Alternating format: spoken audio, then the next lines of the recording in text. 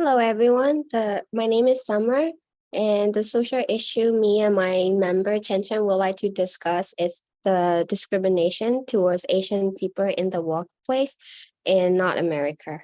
So, what is racism?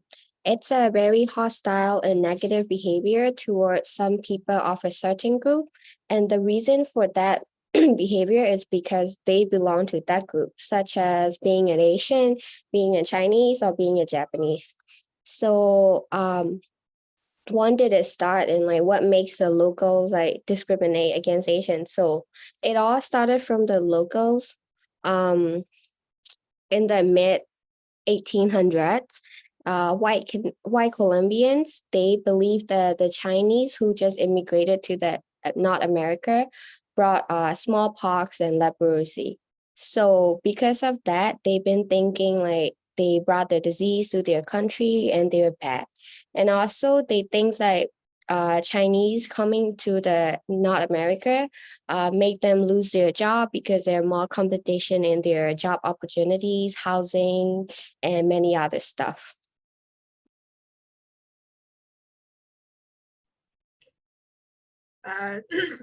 Now we're talking about why people that in North America were discriminations. Our group did research and we both think that this one theory can explain very clearly about why people in North America that discrimination specifically. The theory we picked is called realistic conflict theory. What is this theory? The theory is that the competition among groups about limited resources can cause negative attitudes and increase the prejudice and discrimination. So the limited resources could be jobs, healthcare, housing, everything else.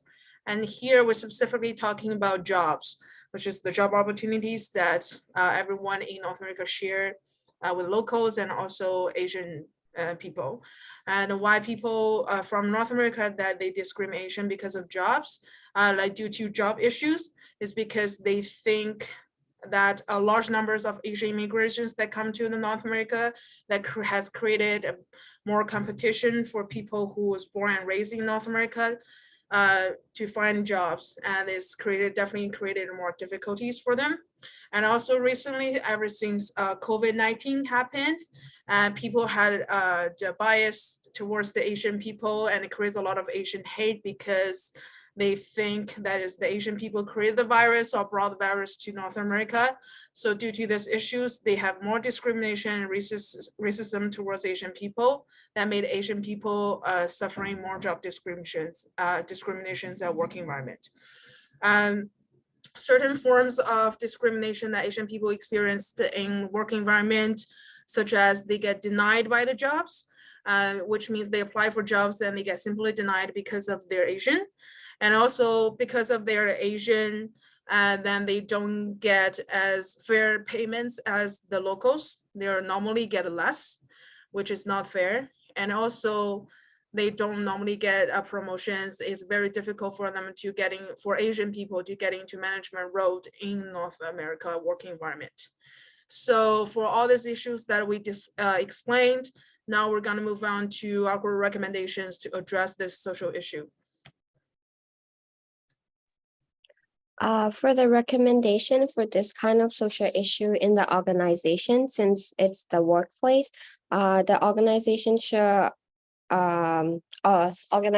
organize the social gatherings in the work environment in order to encourage the more contact between in-group members and out-group members. So in-group members being local white Canadian, like Canadian Americans, and then for the out-group member being Asians. So the main goal for this kind of social gatherings, it would be making the employee to get closer to each other on a personal level and build the team's morale. It would be like a casual dinner where employees learn a new thing about a certain topic from a culture, such as making traditional food from China in an office where there would be only a few of the employees there. And another important thing is avoiding the competition such as like trivia games and like small competition, because they can lead to jealousy and competing among each other just so they could be recognized by their superior officer, like a manager or the CEO. And it's also very important to remind that all the employee that they're in the same organization. So their main goal is to make the organization become like better or improve in so many level. So they should be reminded their goals as they're doing those kind of social gathering. And also it's essential to have people in a similar position, such as like regular employee and then like only a few of the manager, instead of having like a regular employee and then the top of the company like a CEO in the gathering. So because talking to a superior person, like a conversation between a regular employee and the CEO, it can cause the minor inconvenience between the employee, like for the employee, because you are talking to a superior officers. So there will be a little bit of intense conversation going on. So it's very important to have it like to avoid those kind of superiority complex. It's important to have like similar position employees in the social gathering. And another thing is it's important to have a balanced number of members in the group. Like it would be the best if there's only if there would be like 40% is like Asian and 60% Americans or Canadian, or 60% Asians and then 40% American Canadian. So it's a bit of the balance so the minority group won't feel left out. And Chen Chen will explain more about the steps. And thank you, Summer. Thank you, Summer, for generally speaking about the recommendations that will be given to the organization to help preventing discriminations. I'll be more specifically talking about the certain steps that we can do, or the organization employers they can do to help preventing discrimination towards Asian people in the working environment.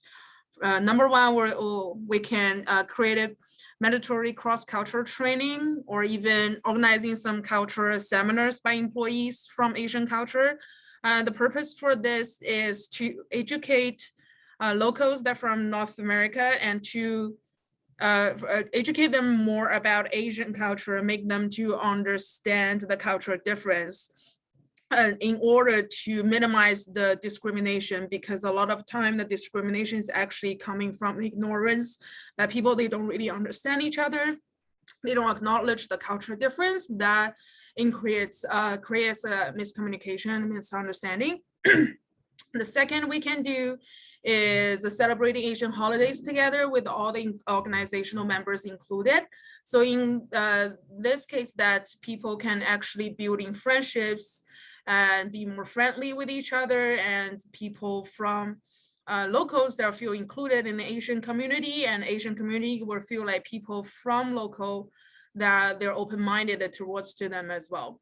Number three is more towards the employers, and certain organizations have a human resource department. They should regularly check in with minority like Asian employees to see if they receive any discrimination experience in the working environment.